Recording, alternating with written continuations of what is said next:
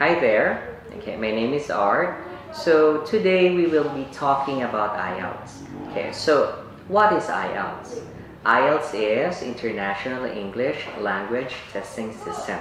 Okay, so IELTS of course is divided into 4 parts. We also have reading, speaking, listening, and writing. So somehow, well, we could say also that it's a little similar to TOEIC, but of course IELTS is different. Okay, one difference of course that you need to know about IELTS is that IELTS, mostly the conversation is more on British accent.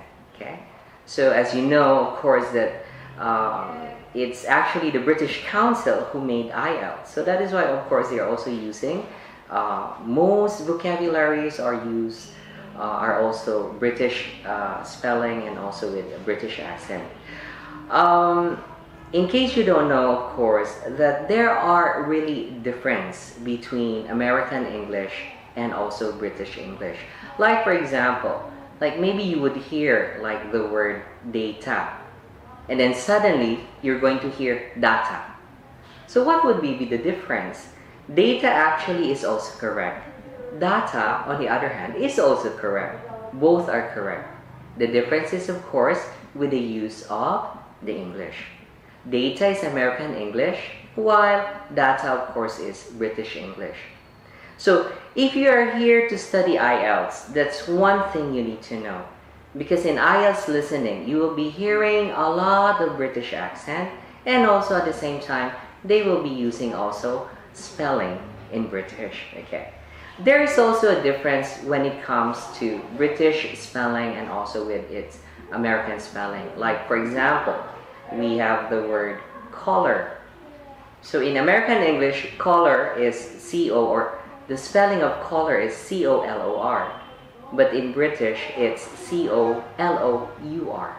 But actually both are still correct. Okay? Now, why do people want to study IELTS?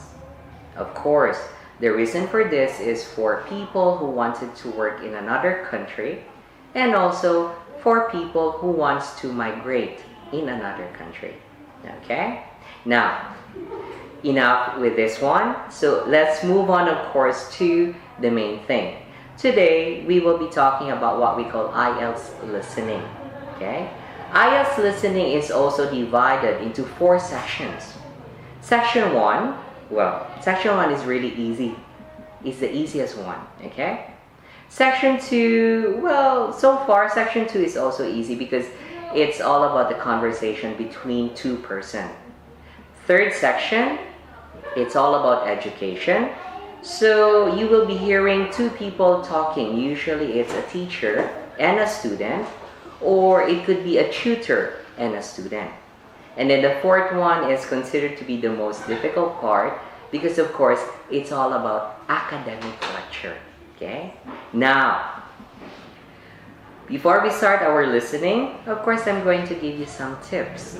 I hope that these tips will help you, of course, in getting a perfect score in IELTS listening. The first tip, of course, is also important. We need to follow instructions carefully. Okay? So we need to follow instructions carefully because they may be different from the ones you have practiced. So not only in listening, not only in IELTS, it could also happen also, okay? Like just ordinary tests, you can still do it, okay? And then we have the next one is you have to listen to specific information you want, okay? So tune in.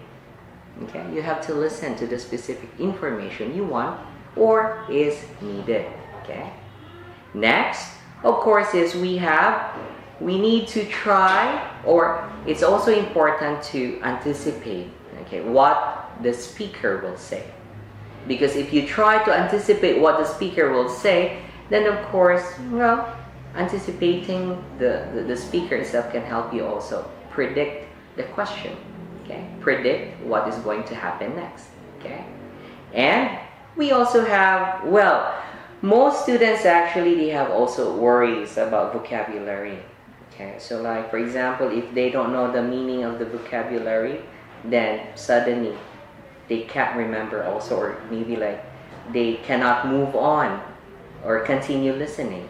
So don't worry about vocabulary because you may not use it anyway. So just move on, okay? Because in IELTS listening, when the speaker is talking, it will just continue talking, talking, and talking, alright?